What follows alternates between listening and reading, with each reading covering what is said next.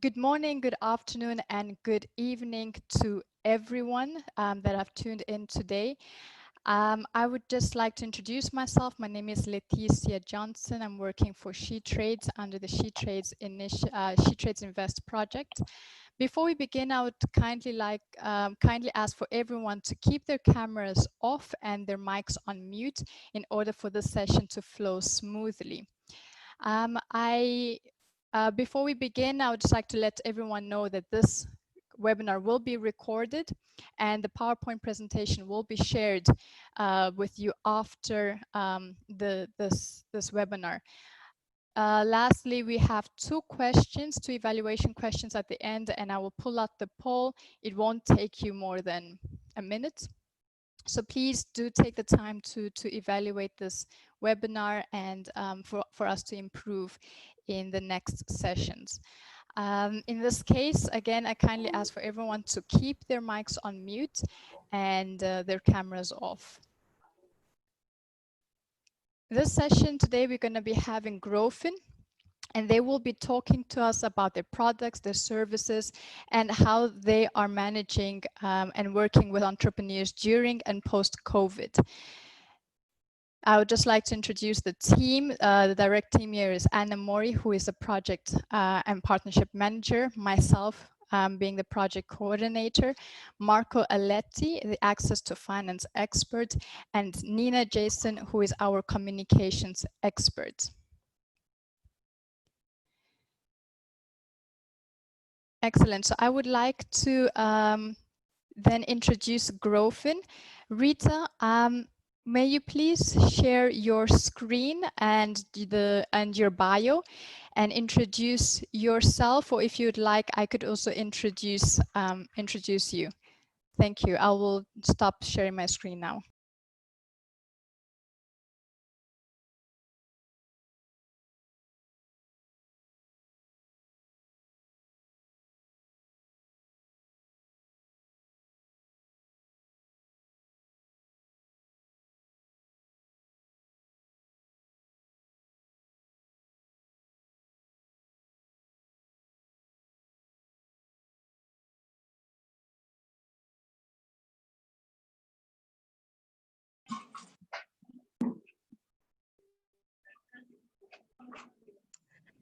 Hey everyone, good morning, good afternoon, and good evening. Thank you, Leticia, for that introduction. I will be sharing with you my screen shortly. Just give me a minute. I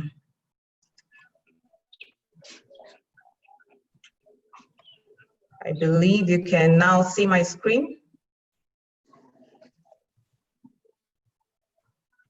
Yes, Rita, we can see your screen. Thank you. Okay, great. Thank you very much.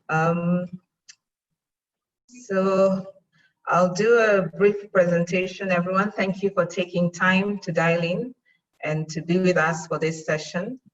My name is Rita Odero. I am the investment executive at GroFin Kenya. I will talk you through the GroFin model.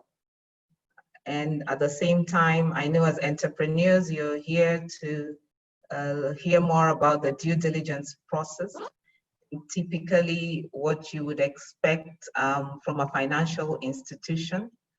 I hope the session will be as interactive as possible. I will have one or two quiz slides as we go along, just to ensure that you're following through on the conversation. At the end of the session, I'll also be happy to take your questions. So thank you for joining and welcome. So GroFin is an SME development financier. We are a specialist impact-driven financier that provides risk capital, but also expert advice. Our advice is given on a continuous guidance basis, typically customized to the needs and unique profile of the entrepreneurs that we work with. As an organization, we were established in 2004 with that agenda. Why do we do this? Because we operate in the SME space, a space that has got many businesses that are employing significantly a number of individuals. We know that as we provide our expert advice, we contribute towards creating sustainable jobs, which is very important for the social and economic development in any country. And so for us, we are very keen on increasing the ability of a business to succeed. And that's why we look at key risks in every business as we evaluate it for potential investment and funding. And our value proposition is therefore the business support that we provide. And so we consider ourselves to be an organization that supports you as an entrepreneur beyond your requirement for funding. In terms of our organizational structure, GroFin operates across 15 countries. In East Africa, you'll find us in Kenya, Uganda, Tanzania, and Rwanda. We're also in South Africa. You'll find an office in Zambia. Within West Africa, we're in Ghana, Senegal, Ivory Coast. In Nigeria, we have 2 offices in Lagos and in Port Harcourt. And then we also have a presence in Egypt. And in the Middle East, you'll find us in Jordan, Iraq, and Oman. We have our head office in Mauritius, and that's where the group level business support sits. That's the team that supports GroFin with strategy development, finance, HR, governance, marketing, as well as impact measurement and reporting. At the same time, we have a support office that also sits within our South African office. So that's our presence across Africa and in the Middle East, which is where you find GroFin operations. We have in-country operations in each of those locations that you see there.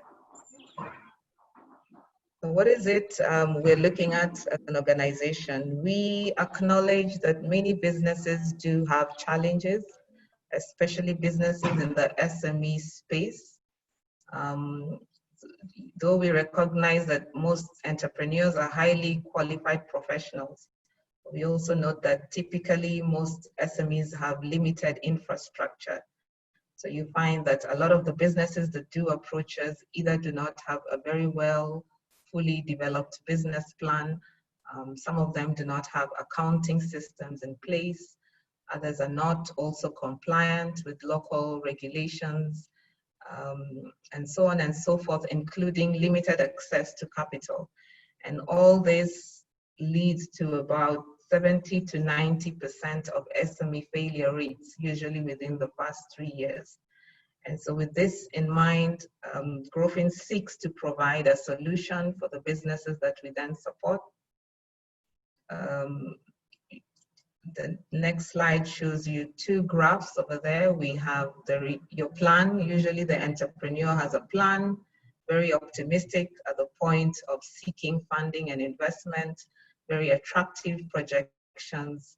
The market looks very, smooth sailing, but the reality on the ground, the demonstration there on your right, is that the journey ahead will have various obstacles and bumps.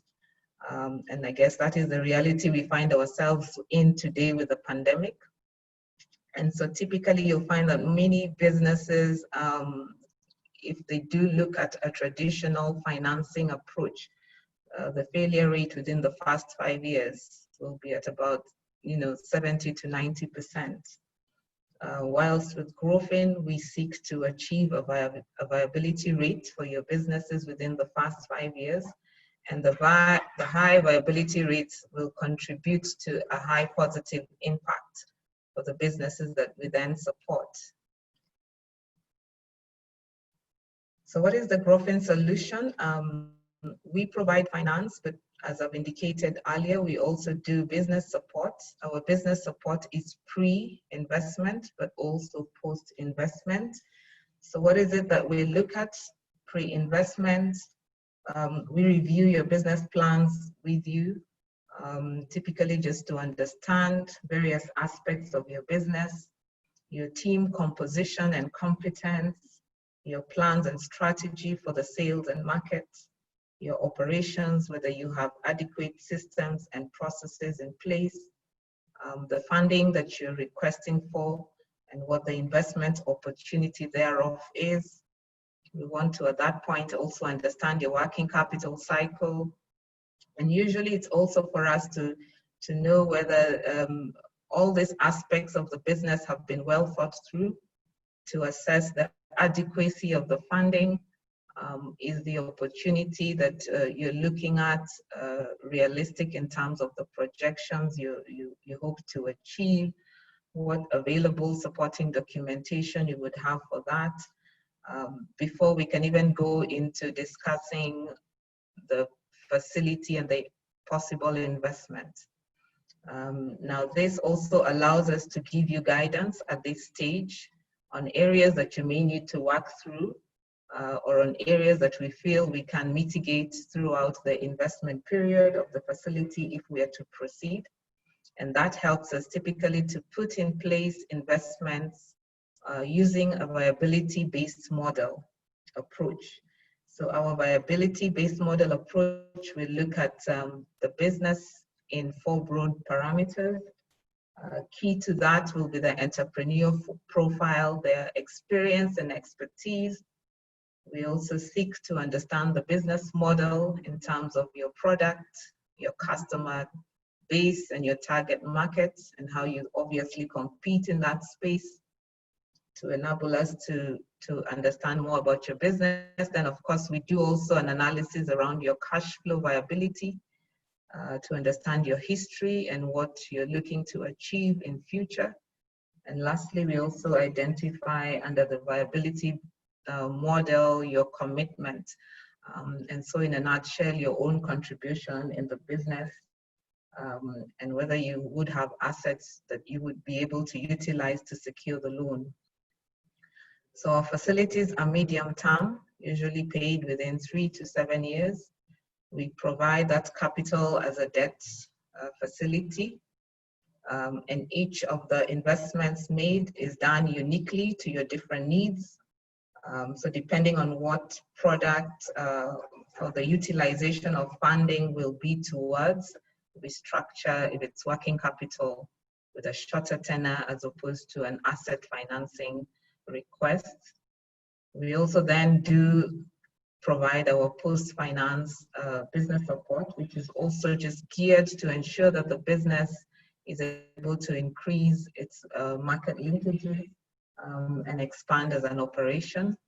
And the funding that we then do provide will range between $100,000 to $1.5 million. And this is usually provided in local currency in the countries that you have seen where GroFin has existing operations in. In terms of our product offering, as I've indicated, yes, we do provide SME loans to businesses. The SME loans that we also do provide are geared towards meeting your business needs, so specific to the need that your business will have and the area that you're looking to obviously address. We do this alongside our business support, which is tailor-made. So when we say it's tailor-made, the business support that we provide is unique to each client. So we don't have a one-size-fits-all. We do an independent, individual analysis and review for each application that comes through. And with that, we are able to then understand what the key risks would be, and see how best we can then mitigate that over the tenure of the facility. We also, like I said earlier, provide market linkages to expand and help the businesses to grow competitively. Here we do use our network and pool of resources amongst our client base.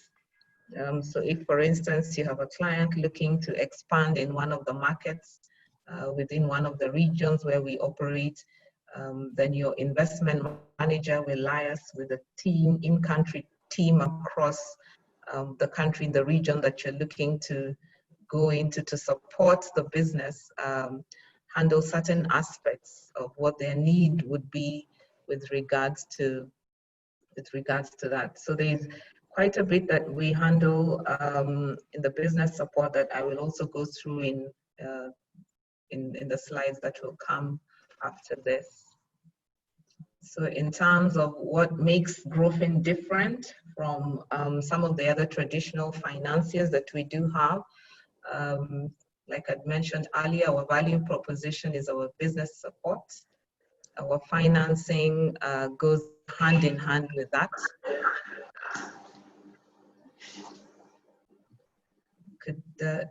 Our financing goes hand in hand with that. And so basically we are looking at various aspects of your business at different stages. And so at pre-finance, like I had indicated earlier, we are looking at the business, doing a diagnosis around the business and the business plan, and trying to identify areas that need to be addressed. Sometimes you find that entrepreneurs do come to us with a specific amount in funding, and we do realize either that the amount may not be adequate, or the amount that they're looking at is too aggressive, the expansion is significant at the onset, and the growth projections between what they're looking to achieve and what the history and the trend has been doesn't quite align. So our discussions then begin with your individual business around the adequacy of the funding, around whether all aspects that would be required. For instance, if you're importing an asset, have you taken into consideration the logistics and transport for that, the insurance? Do you have the right infrastructure at your business premises to be able to also handle the expansion as we go along? So these are things we do look at pre-finance. And then post-finance, we also do come up with various action plans, typically after having reviewed your proposal, that we would implement at different stages of the investment, during the investment period. And so usually we try as much as possible within the first 1 year to address some of the critical ones. As we go along, we monitor the business support action plans on a quarterly basis. We also do have monthly visits with your investment managers that also just help us to keep abreast with the changes in trend and the business itself, to enable us understand whether there are significant variations and how those can be handled to help the business achieve what they do require. I see 2 participants have raised their hands. Rita, yes. Let's keep the questions for at the end of the session. And for those who have raised their hands, whether you have a question or it's just by accident, please wait for the end of the session. Thank you. Okay, thank you, Leticia. So at this juncture, I had indicated earlier that I'll just want to see whether we are following through. Maybe if you can post in the chat for those who will be able to respond to the questions that I have here, whether anybody has followed through on what GroFin's product offering is in view of their understanding? Any responses on the chat? Yes, on the chat. Anyone? Okay. What is GroFin's product offering? Anybody? SME loans, support for growth. Thank you, Isabel. Anybody else? Pre and post funding support. Thank you, Patricia. SME financing, Faustina. Thank you. Okay. So I believe some of you are already responding to what our value proposition is. So business support, pre and post financing. Maybe moving on to question 3.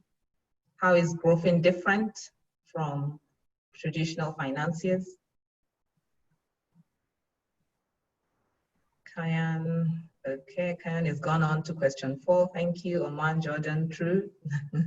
Business support is Taylor. Thank you, guys. I note that we are following through indeed, so I appreciate that. So we'll move on to the next slide. Yeah, so let's talk a bit more about who GroFin, who the entrepreneurs are that GroFin tends to target. So in terms of the company, we do work with some early stage businesses, so businesses that are 1 to 3 years old in terms of operation. And here we will be critically analyzing to ensure that we work with the right entrepreneurs, who are the right entrepreneurs, highly experienced, with solid references and financial commitment to the project. We also do support companies that are at early maturity. Sorry, 1 to 3 years is early stage, 3 to 6 years is early maturity. And so businesses that could be 3 to 6 years old. But at the same time, yes, we do look at mature businesses. So any business that is more than 6 years old in terms of operations. And so we do look to work in short with committed entrepreneurs who will also support the businesses to grow exponentially in the future. We also hope that the entrepreneurs that we do eventually work with are willing to take on our business support advice, because this is really typically from an advisory perspective. The implementation of our business support is done by the entrepreneur and his team, obviously guided by the GroFin investment teams across the countries where we operate. So in terms of the companies and the entrepreneurs that would typically be keen on working with, that would be the profile. I had spoken about business, the GroFin viability model a little earlier, and probably touched on some of these aspects. But when you do send us your proposal for funding, some of the key areas that your investment manager will be assessing will be the entrepreneur and his team. So are you qualified? Are you experienced? Do you have the background and expertise for that particular sector and space? We want to understand your management team capacity and competency levels. And so we are interested in seeing your key management team profile for the members that you're working with. We're also interested in knowing whether you do have a track record of good performance. So we look at the character in that sense. Typically here we will probably get some references on you. On the management and administration aspect, we also do look at the structures that you have in place, the kind of strategy or policies that you may have. Do you have an existing financial management system? If not, if you do, how robust is that? I think the key area that we also assess is your sales and market. What is your product? What is your service? How do you reach your clientele? What is your value proposition for them? What kind of volume capacity do you have to grow, and how do you compete? So all these are things that we assess under sales and marketing. We are also very keen on understanding your operations. So in terms of your processes, especially for those that run value addition businesses in manufacturing, and so on and so forth. Typically, we are also interested in seeing who your suppliers are. Are they local? Are they international? How quickly are you able to get alternative suppliers? We assess your sales projections to understand how realistic they are. And of course, under cash flow and management, financial management, we want to know what your cost structure looks like.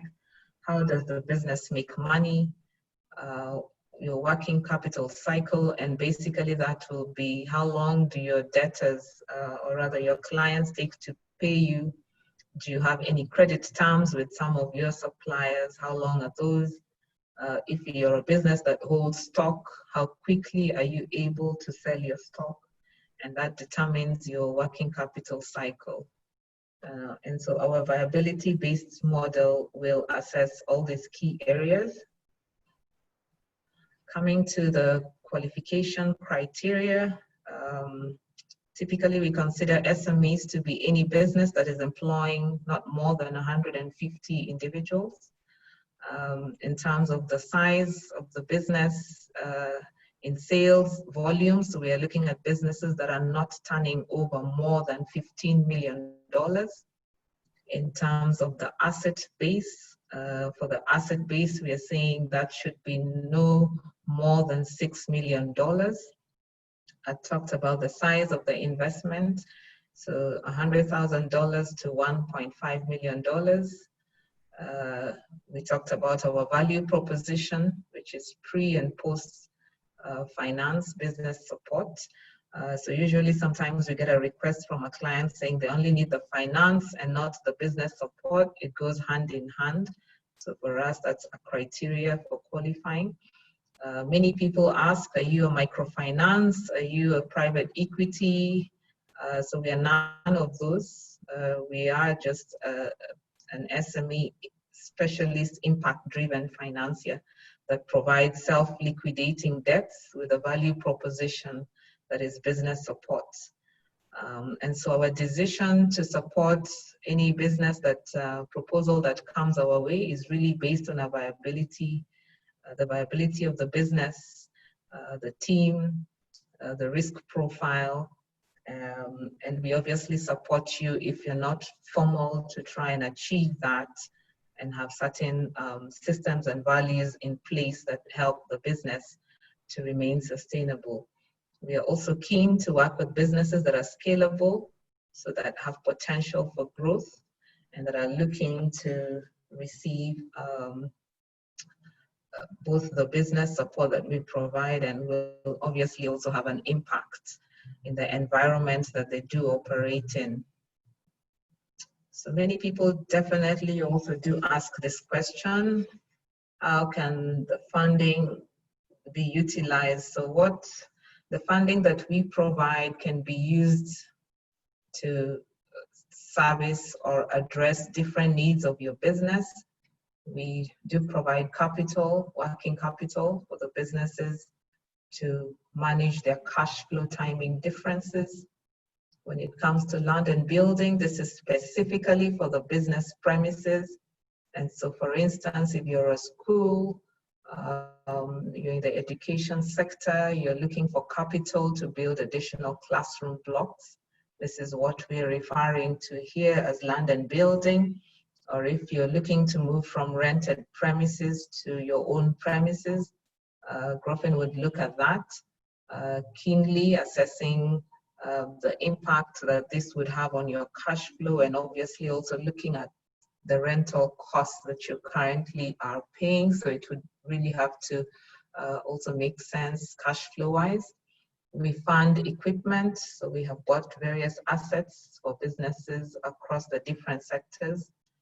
We also do provide capital for inventory purchases, where there's a management buyout, trading rights, and obviously vehicles for businesses as well, that are either doing deliveries or for schools that are looking to transport students, and so on and so forth.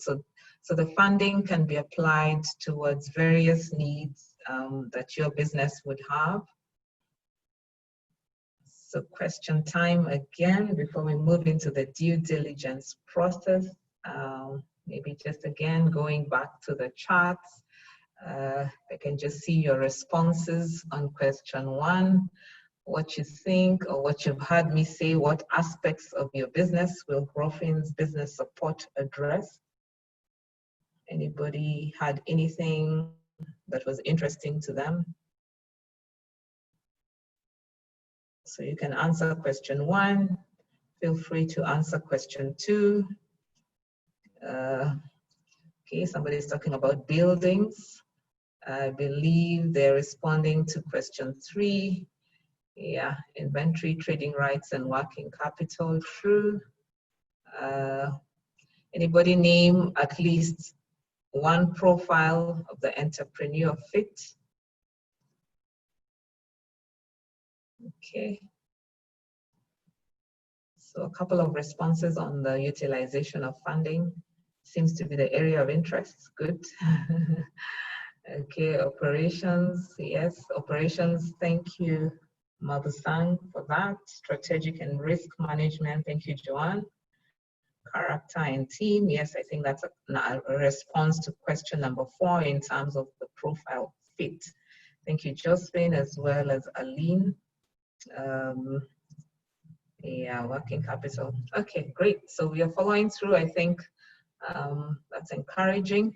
We can proceed to the next slide, which will be on the due diligence process, which I believe is an area of interest for many entrepreneurs. Possibly some of you have previously approached a financier whom you thought was looking at a possible investment in the business, and maybe as they did their due diligence along the way, they may have come back to you with a negative response. Or maybe not, you're really just basically planning to approach an investor and you'd want to be prepared in terms of what it is they'll be looking at the due diligence stage. And so I will take you through that. So in the due diligence process for most financial institutions, there are various areas that financials will be looking to address.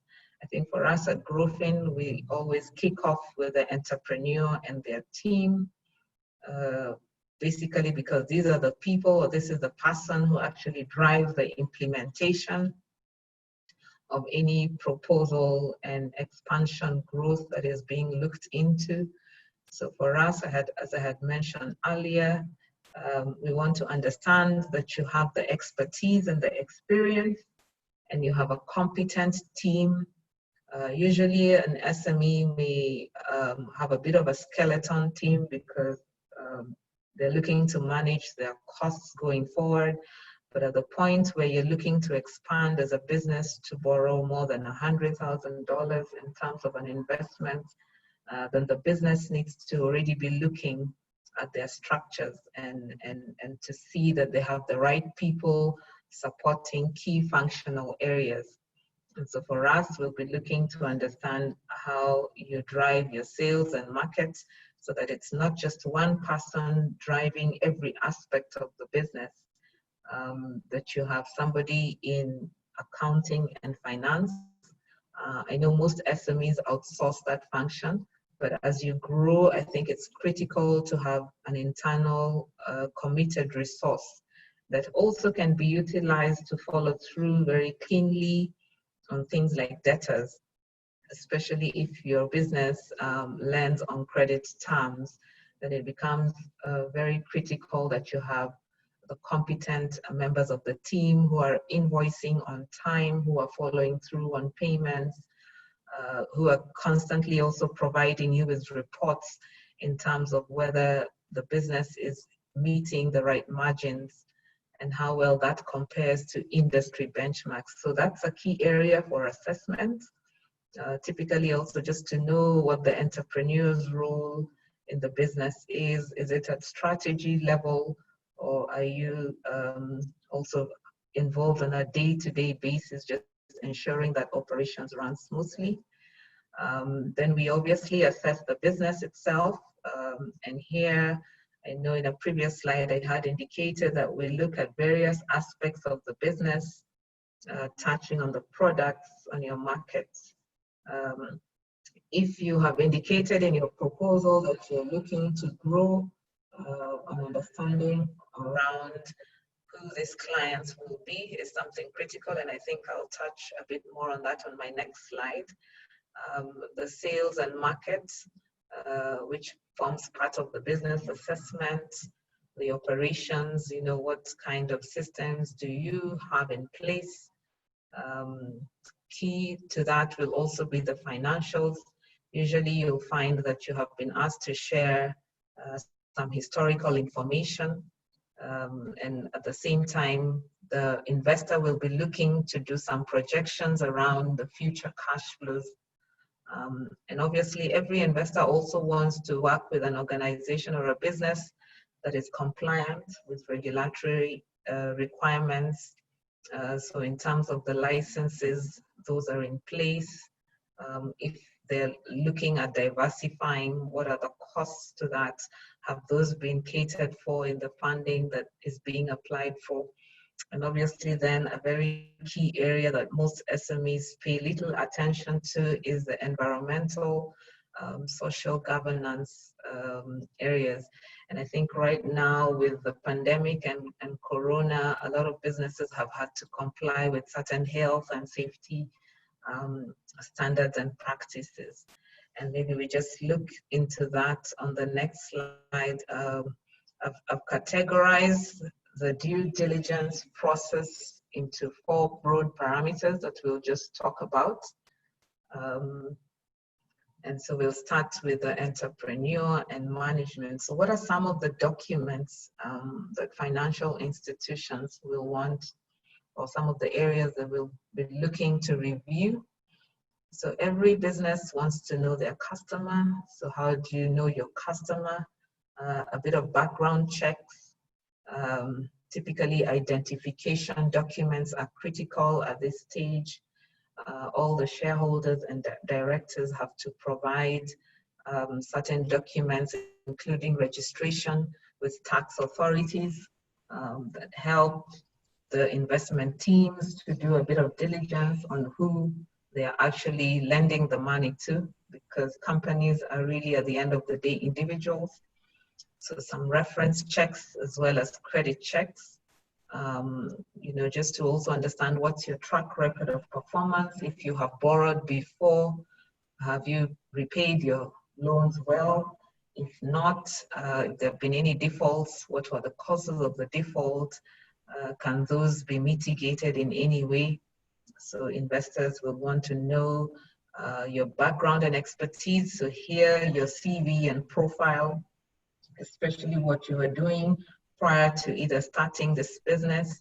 And usually when we do this, it's because we are also just trying to understand how successful have you been in any of the activities that you have run before this, because it also gauges and allows the investor to know whether they're backing the right horse, so to speak. We've talked about management depth and breadth, and that's really your team's capacity and competency levels. The investor is just trying to understand that all these areas will be well covered. The entrepreneur will not get overly overwhelmed trying to do everything, and maybe they're not really an expert in all the key functional areas. At GroFin, we also try to understand whether the shareholders have an agreement in place. I think we've seen many businesses where management disputes come about, and so it's very important. Usually you will not find this with an SME, but it's very important to have a shareholders agreement in place just to know how you'll handle disputes should they arise. Another key area when you're looking to deal with an individual and their company is to understand whether they have any ongoing litigation. And so this is obviously to ensure that your capital is not at risk from the minute you invest in the business. Are they being sued by anyone, or are they at potential risk of losses, whether it's with the tax authority. And so these are areas that a financial institution will be doing some diligence around. And so most or some organizations will ask you to provide tax compliance certificates, and to also just sign specific declarations that you don't have any ongoing litigation. So that's a bit of background on what you as an entrepreneur, some of the areas you should prepare yourself on and look into. The second area would be the business itself. And when it comes to the business itself, it will usually be the industry. So sector performance. I think right now with the pandemic, we have seen for ourselves some of the businesses that have been able to remain relatively stable. We have seen also the businesses that have had to completely shut down. And so most investors will do their assessment around the opportunities in those sectors, which you'll always find an opportunity even in a situation like we are in today.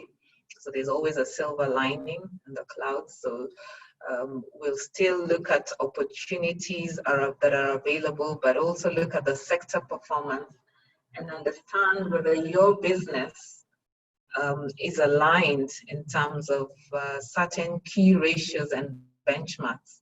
And so at GroFin, we do have a pool of knowledge and resources, and we have industry experts for some of our key priority sectors.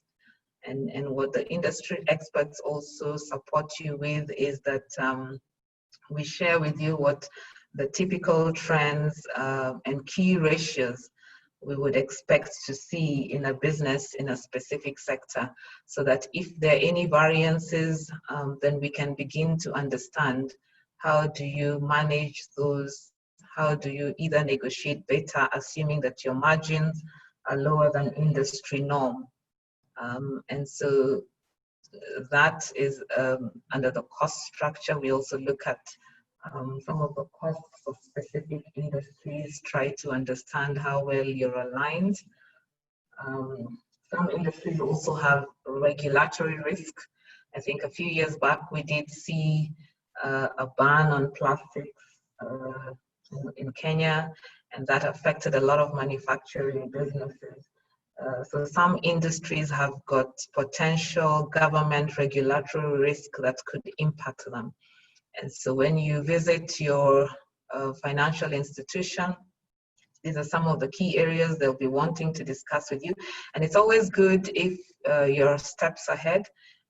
You can see the risk before it is brought up by the financial institution. It provides comfort that you have thought about them. And there are certain mitigations either towards that as a business that you're looking at. And then also under the business, we do assess your sales and market potential. What are the growth prospects? Who is your target market? In what location are they? How do you reach them? As a financial institution, something we also do want to see is that the business is not relying on a few customers to generate its revenue. So usually if you have more than 25% of your revenues coming through one client, then already most financial institutions will consider you to have a concentration risk. And so it's good to have a diversified customer base. And it's also good to have a value proposition, just to have an edge with your competition, because sometimes competition can be a key risk, especially for SMEs that tend to do similar things. We've seen that with businesses in the wholesale and retail space. So it's really important that you have some value addition for your clients that's unique to just your business.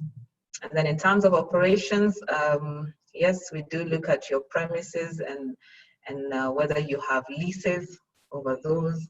Are those leases long-term? Are they short-term? Are the leases registered? Especially if it's a business whose location is critical to its operations, it's very important that you are situated for some businesses in the right place, because the businesses where if the location is wrong already, you're setting off on the wrong note, you will not have either the foot traffic or accessibility for the client and target market. So those are things we do assess. Suppliers, again, I'd said, we look at whether you have local or international suppliers. How easily would you be able to alternate? That I know we've had some supply disruptions during this pandemic. We've seen some people able to quickly source from the local market, others not. So it will be critical for us to be able to understand that aspect as well. Then moving on to this financial aspect, I'll try and move a little faster. I can see we have a few minutes left. Would have wanted to take on questions. On the financial due diligence, I think most SMEs are improving in terms of having audited financial statements, but we've had cases where sometimes people are not keeping books of accounts. I think for most financial institutions, it's critical for us to understand your gross profit margins and your profitability. So key to have audited accounts for the current year in operation management accounts. When I talk about shareholders' equity, we are basically just trying to understand what has been your own contribution since you started the business. Is the business retaining earnings? And that's only if you're making profit. If you're not making any profit, then basically what you had put into the business at the onset is probably eroded. Most financial institutions will be looking to see that you have some skin in the game. And then the audited accounts help us to understand what the trends and the ratios have been. Has there been stability? Is there a growth trend? Have there been variances? What have resulted into the variances? What's going to be different going forward? And then I had also talked about the working capital cycle. How long are you taking to collect your debtors? How much stock are you holding, and for how long are you holding this stock?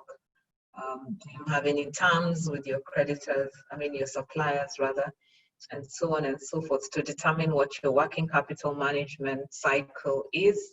And then of course, also tax compliance. In some of these statements that we do get, many people sometimes do not provide for taxation. I think for us, it's also critical that we see that the business and the company is actually paying its taxes. The fourth area under environmental social governance, yes, we want to see that you're compliant with regulations, you have the right licenses. If your business requires an environmental impact assessment, that has been carried out, and an audit report is on file. Health and safety policies, very critical, even during this time. For those who run schools and they transport children, just to ensure that you have a policy around that.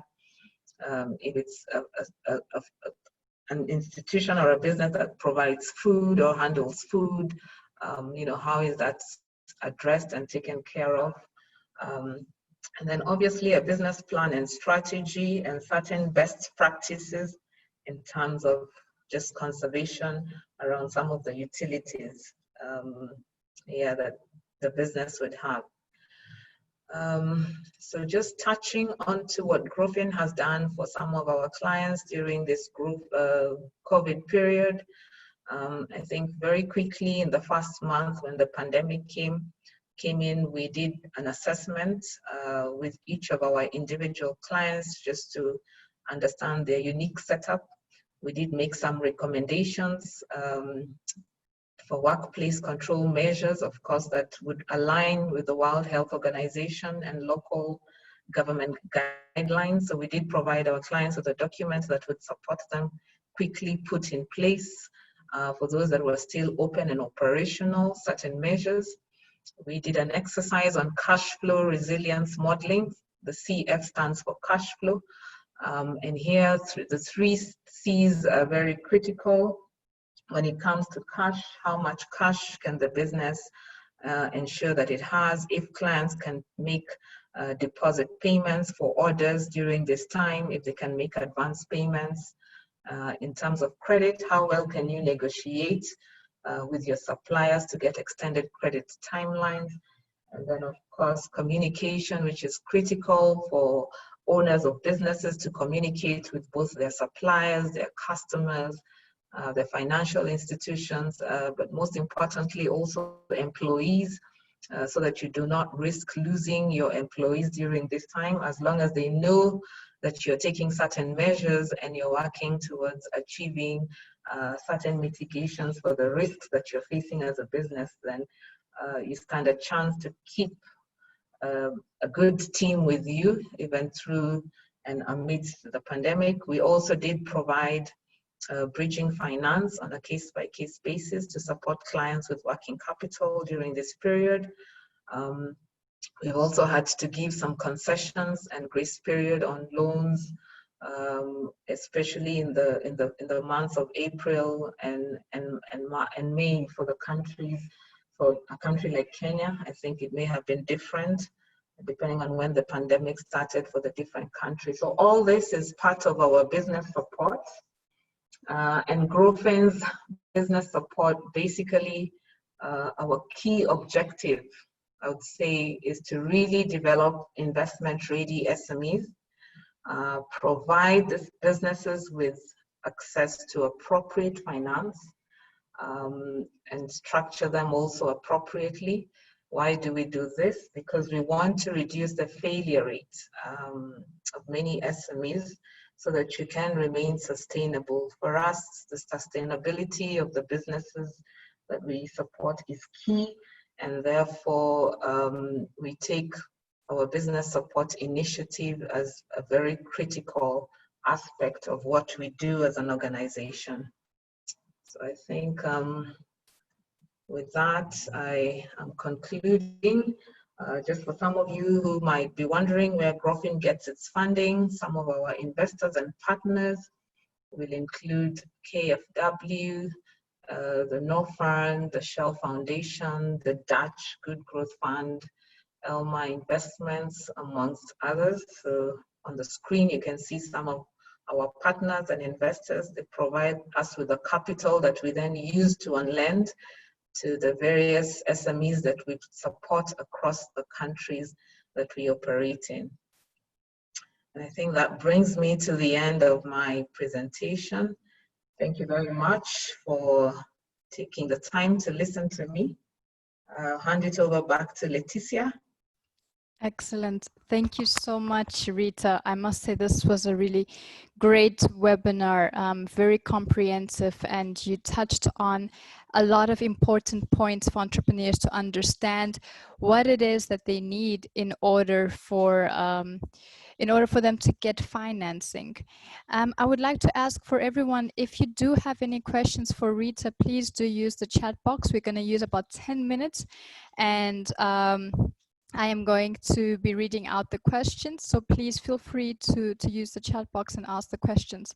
Rita, we have a few questions. Let me just get them out. So we have a question from Miss Lithari, and I apologize if I mispronounce anyone's name. She asked, do you work with women agropreneurs at seed stage? So thank you for that question. We do support agri-processing businesses. I don't know what she means by seed stage, but in my presentation, I did indicate that a business that it's in a very early stage, 1 to 3 years, would still have a good fit with what we would look at. And so as long as the business in agro is doing a value addition, we would look at it. What we don't fund is primary agriculture. I hope that answers her. Excellent. So in this case, there's another question that might just complement the other, but it says, do you, I think the question would be, do you fund poultry farming and agro businesses? I guess this relates to the stage business also. Yes, so we would look at businesses that are showing or have good viability and are doing value addition in agro-processing. So those we would be able to evaluate. Poultry farming, perhaps not.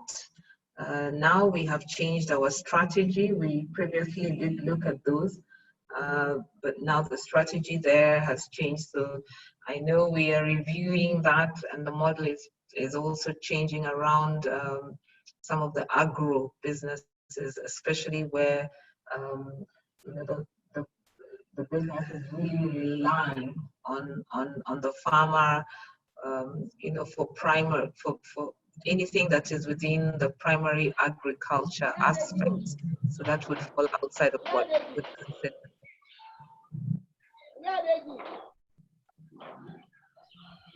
All right. I kindly ask for everyone to keep mute in order for the session to flow smoothly. Rita, thank you. So then there's another question from Miss Isabel, and she says, thank you for organizing the session. You're welcome, Isabel. It was crucial for her to understand how to get finance, especially for startups, and that you've mentioned that traditionally businesses tend to fail in the first 2 years. But is there any way that you can finance or only however, a lot of finance companies only support companies 2 to 3 years of existence. Is there a way to bridge this gap? In the sense that I think the fail rate is quite high in the 2-3 years, but is there a way to, I think, mitigate that they would fail? Is there any support GroFin provides?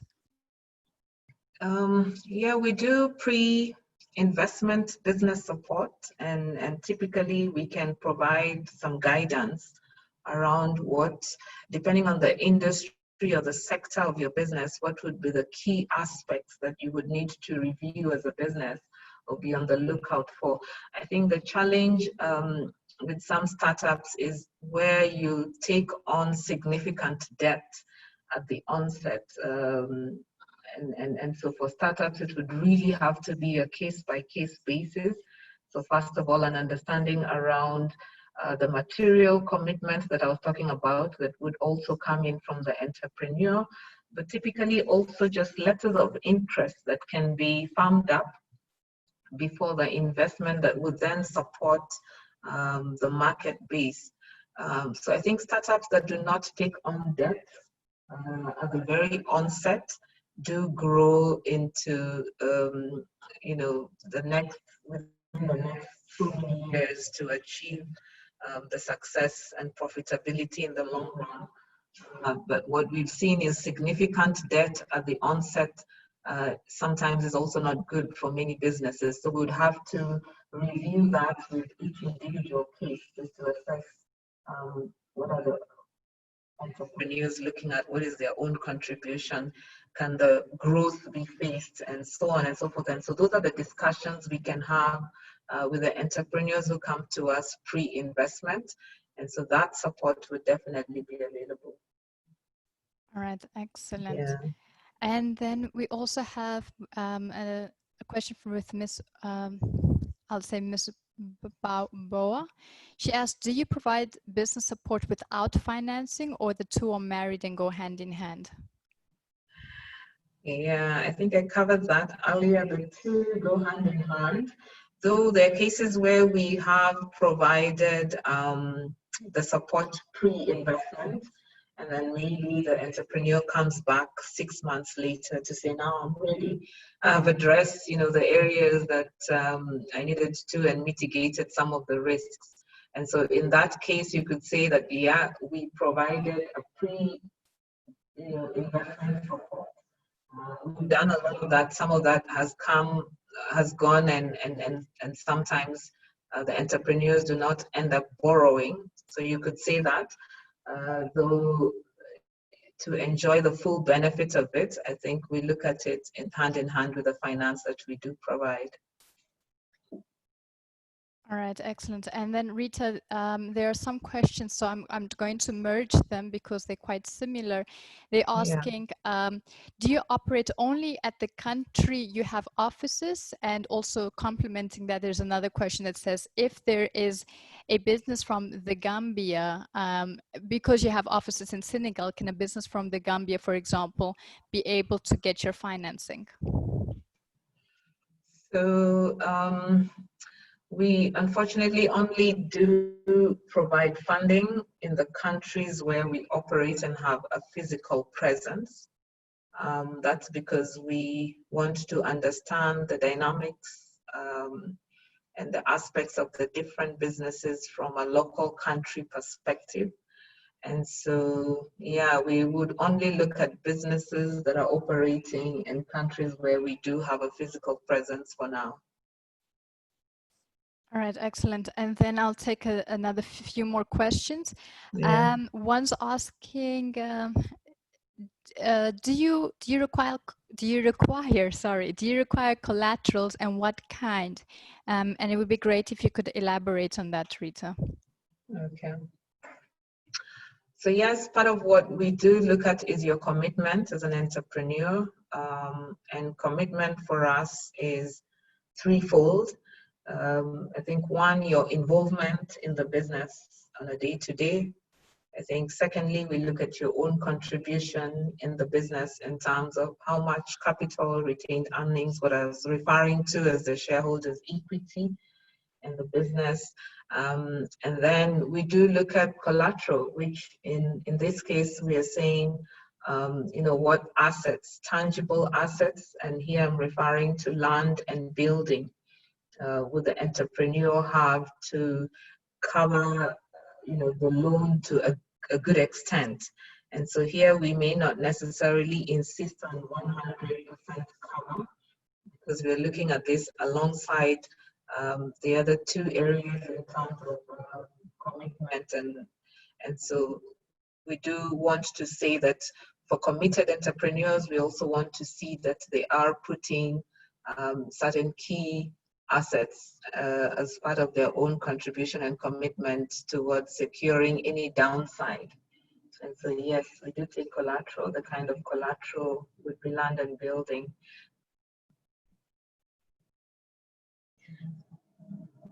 Thank you, Rita. I'm just going down to, I'm just looking for the slide that shows your country presence, because there are a number of people asking about where you're located and where you have offices. So for those who are interested, I'm on the slide where you can see where GroFin is present. Yes. In that case, then I'm just going to take a few more questions. There is a question in regard to interest rates. What is the interest rate and does it vary? And I think from that, we'll take one more question and then we're going to end the session. Okay, so yes, the interest rates vary from country to country. And usually every country would have a minimum base lending rate to that, which is aligned with the risk profile of the business, and many other variable factors that we also do take into consideration. And so I know there are many country representations on the call to be difficult to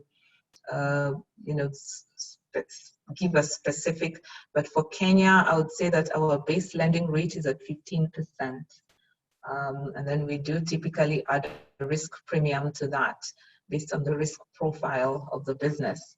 And how we arrive at the risk profile will be on the key categories or aspects of the business that we do assess. When I was speaking about the viability approach, I did speak about some of the areas that we assess. And that will also be dependent on, availability of collateral to enable us to assess both the viability risk of the business, but also the investment risk of the business. Excellent, thank you so much. And Yeah. the last question is, if you could just please highlight the sectors that GroFin is interested in, and we will end this session. Okay.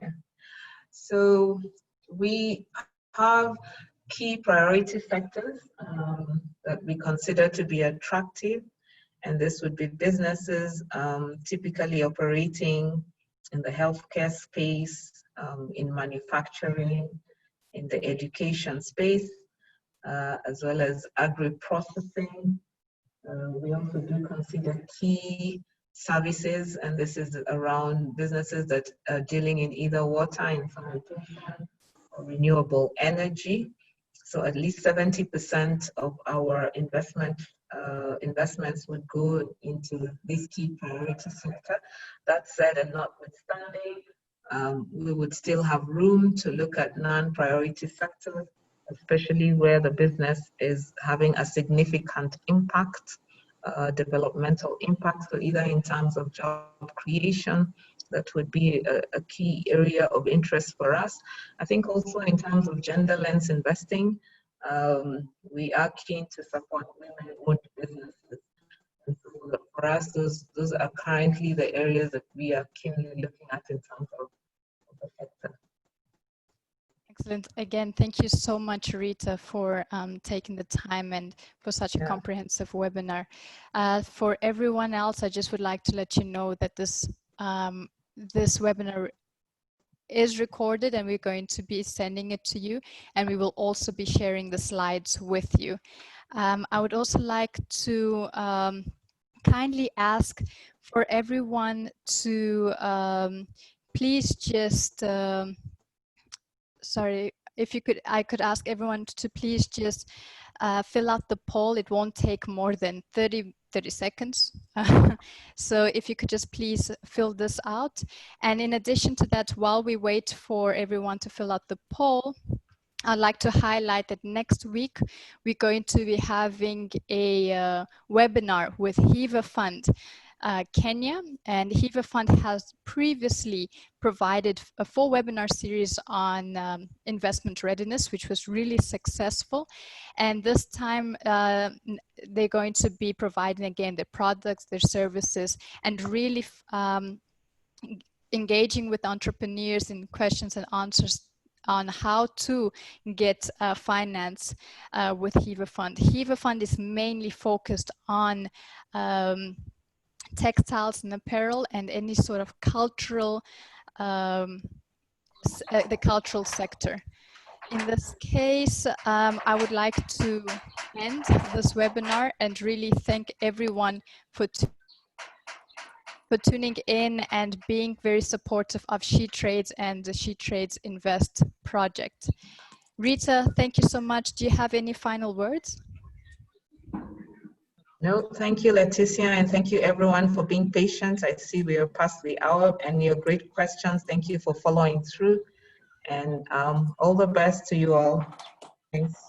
Thank you so much. I will leave the poll up for another 30 seconds. The more that you reply, the better for us, and also how to improve these webinars.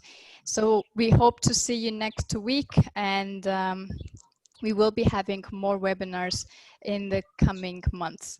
Thank you, everyone, and enjoy the rest of your day, afternoon, or evening. Goodbye.